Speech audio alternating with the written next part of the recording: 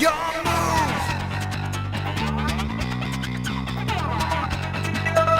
What is going on, you guys? Bastion YGO here, and today I'm coming at you with my budget prank kit deck profile. Now, if you guys have not seen on the channel, I've already posted an actual competitive Brave prank kit deck profile with my boy Rob, who actually did extremely well at both his locals and more on the high stakes OTS regional tournaments as well, and another 3v3 as well.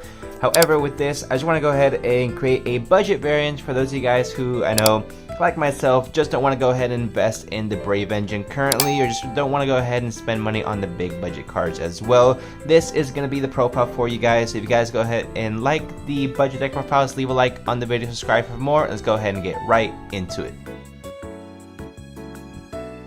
For the monster lineup, guys, we played triple Fansies, triple Dropsies, triple Lampsies, and then 3 Roxies. So essentially, with the more budget version, you really want to go ahead and make sure you maximize on your prank kit targets. There's really no room to go ahead and say, oh, I don't like Roxies, let me go ahead and take one out. You really just want to go ahead and, like I said, maximize your consistency as much as possible. And this is the best way to do it.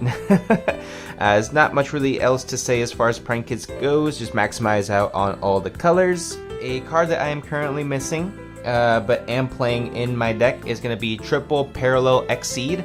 Parallel Exceed, what's going to allow you to do is basically give you another extender on the board in the event that your first prank gets asked. You also have the Parallel Exceed to then go ahead and Exceed summon a rank 4, which you're most likely going to be going for cards like Abyss Dweller, which is extremely impactful in our current format. Next is just hand traps, guys. So we play triple of the Artifact Lancia, triple Drone Lockbird, and then the Psyframe package. So another thing I want to go ahead and point out is that this is the more budget version of the deck, of course. So in the event you have Drone Lockbirds, I would recommend putting these in over the DD Crows. But these are going to be probably the most affordable hand traps and still really high impact hand traps, so you can go ahead and play as well. If I haven't explained it already, there should be a little counter up here somewhere letting you guys know the prices of all the cards and the price of the overall deck as well. Another thing about these hand traps specifically is that Gamma is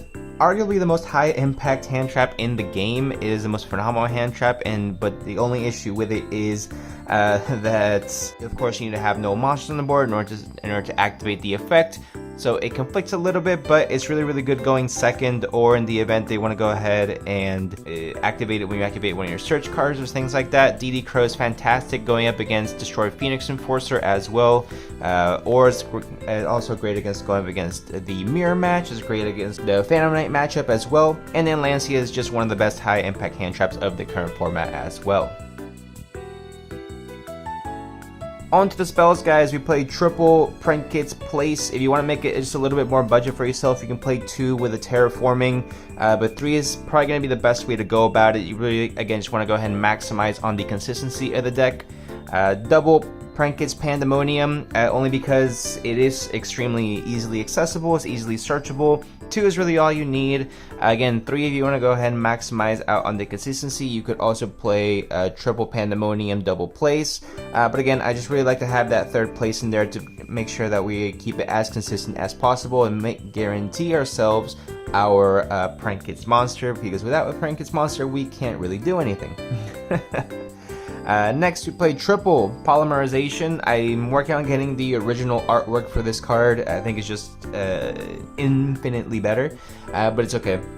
Triple Polymerization, fantastic card, and it helps you go into your Toad combos as well, because Pandemonium does lock you into Prank Kits, whereas Polymerization has no such restriction. Next, I played triple Cosmic Cyclone in a back row heavy format. You really gotta make sure you maximize on this card. Also, this is fantastic to go ahead and combat the Scythe Lock as well. You know, go ahead and banish it. It's fantastic going up against Floodgates as well. So you really just want as much competitive advantage as possible when you are playing a more budget version as well. And then for the 1-ofs, 1 Prank Kits Pranks, 1 Thunder Dragon Fusion, 1 Instant Fusion, and then 1 Monster Reborn. Monster Reborn, fantastic extender in this deck in the event they disrupt your play, or negate your prank kit, go ahead, activate Monster Reborn, bring it right back, and then you're good to go. Keep on going. Instant Fusion, pretty much go into your Rocket Ride to get cards back, and again, if you get stopped, fantastic extender as well. Thunder Dragon Fusion for the more grindy games, also a great Prayer Plant Verte Anaconda target, and then Prank Kits Pranks, again, another extender in case it gets stopped. Another thing you can do, again, if you want to make it slightly more budget, if you want to take out one Prank Kits Place and put another Prank Kits Pranks, is another option that you have available for you. Or take out the Thunder Dragon Fusion for a second Prank Kits Pranks. It's another option that is also available, like I said. But I just believe this is going to be the best ratio for you and give you the best chance of winning, again, with the budget variant. So that's going to be it for the main deck, guys. 40 card main deck. Let's go ahead and get right into the extra deck. Now for the extra deck, guys, like I said, I want to keep it as budget friendly as possible for you. So we got one Prank Kits Meow Meow. We only can play one, essentially. We got double Cock-a-doodle-doo. You really want to go ahead and play 3 of this if possible, but again, 2 is still really good as well. Double Prank Kits Bow Wow Bark. 1 Prank Kits Rip Roaring Roaster. Pretty much a Heavy Storm, which is very, very easily accessible. Double Heavy Storm, like it has double Regeki as well. Your 1 Prayer Plant Verte Anaconda for the Thunder Dragon Fusion plays, and that's going to be it for the Link monsters. Next, we played double Prank Kits Rocket Ride, 1 of your Weather Washer, double Prank Kits Battle Butler, and that is it for the fusions. I really thought about potentially playing a 3rd Battle Butler in this just to make it a bit more of a fusion heavy deck, but you really don't see the option to go into a 3rd Battle Butler at all, if ever. So I think 2 is just fine. You don't need to worry about getting a 3rd one. For the Xyz, you play your 1 Totally Awesome and your 1 Abyss Dweller. Totally Awesome, I believe it's like a $10 card right now. I'm not really sure. I probably should have checked before I did this. Again, it should be up here somewhere. But Totally Awesome is just a phenomenal card, especially in this deck because it's so easily accessible, so easy to make. Plus, you are able to go ahead and make this before your 5th summon in this deck, so it just helps you combat cards like Nibiru. Again, the most option possible to go ahead and combat the current hand trap heavy formats as well. And then for the last card in the extra deck, you play your 1 copy of Psyframe Lord Omega. Just a phenomenal card overall. Again, it doesn't really come up too often that you're going to be making Psyframe Lord Omega with your Psyframe Lord Gamma and Driver. So in the event that you don't really feel like playing this, it's perfectly fine. Then in that case, I would go ahead and if you're able to find a 3rd Cock-a-doodle-doo, go ahead and put it in there, or a 2nd Rip Roaring Roaster is another option for you, or perhaps a 2nd Weather Washer. Again, the extra deck is very moldable just to make it as budget friendly as possible.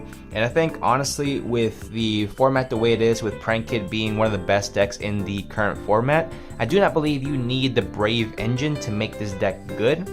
It definitely helps escalate it to a different level, don't get me wrong, but just playing Prank Kits as is right now, it is still a very ridiculous deck. How pretty much half the deck is 1 card starters and they all have the exact same combo, same line of play. So it's an easy deck to learn, hard deck to master. If you want more tutorial videos on how to play this deck correctly, I believe I have a few combo videos in my on my channel from a few months back. But also, I'd highly recommend go ahead and checking out Pack's channel. I'll go ahead and have his channel linked down in the description below for those guys who are interested in learning the more intricate combos with Prank Kit. He's probably the most cerebral player that I've seen on YouTube, so definitely go ahead and check him out if you have not done so already. And that's going to be it for the Prank Kit deck profile, guys. Let me know what you guys think in the comment section down below. If you guys like these type of deck profiles where I really go in depth more of the budget version of the deck, let me know again in the comment section down below. Also, let me know what deck you guys want to see next, and I'll go ahead and see if I can go ahead and build it for you guys. But again, that's going to be it for the deck profile, guys. Leave a like down below, comment down below what decks you want to see. You want to see more competitive, or if you want to see more of the budget version, and go ahead and take it from there. Alright guys, subscribe for more videos, and I'll see y'all in the next one.